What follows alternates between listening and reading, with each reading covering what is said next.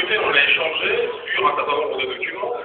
Et je me souviens, fin 2009, puisque vous parliez de l'emprunt, fin 2009, le 22 décembre, un conseil municipal, où on nous propose 22 millions d'emprunts, d'accord, à Dubaï, hein, sur un taux à 5,75.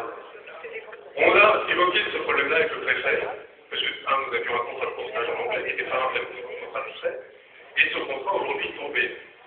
Nous avons écrit à la Banque en Suisse, qui nous a effectivement confirmé que le prêteur ne prêterait pas de contrat. Qu'est-ce qui va se passer en 2011? Vous nous proposez un emprunt équilibre, alors qu'aujourd'hui, la CRC, depuis au moins 2004 ou 2005, nous dit attention, vous ne pouvez plus emprunter, et que tout impôt et tout euro supplémentaire ira pour financer le déficit de la commune.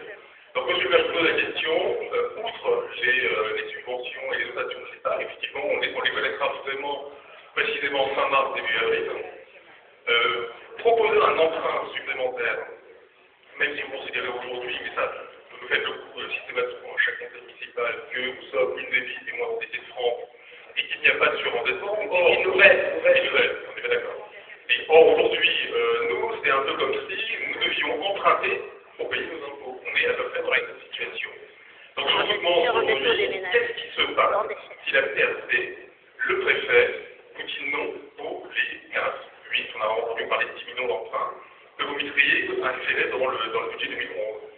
Moi, je pense que le préfet, il va avoir une réaction identique à 2010, c'est-à-dire qu'il va casser le budget. On va passer encore toute l'année 2010 à discuter sur du vent.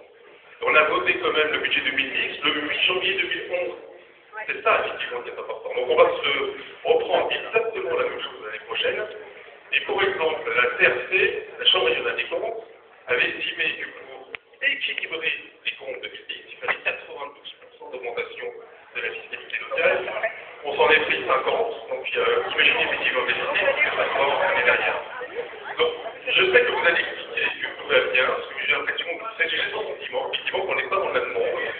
Que pour vous, de votre côté, il y a des difficultés, mais que finalement, ça n'a pas l'air si catastrophique que ça. Et de l'autre côté, on a des puissants georgiens que vous, comme moi, comme d'autres, rencontrons tous les jours.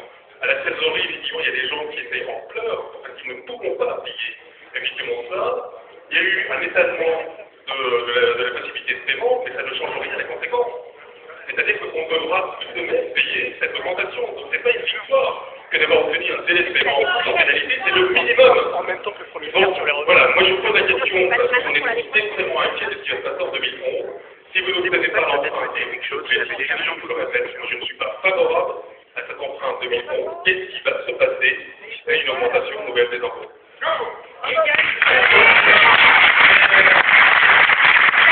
Je vais répondre très rapidement